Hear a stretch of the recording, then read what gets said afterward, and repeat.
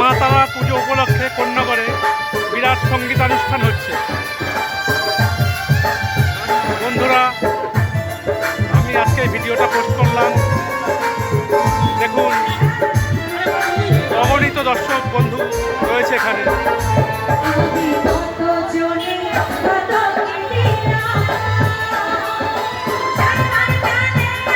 এটা আমাদের শিল্পী বাউল গান হচ্ছে।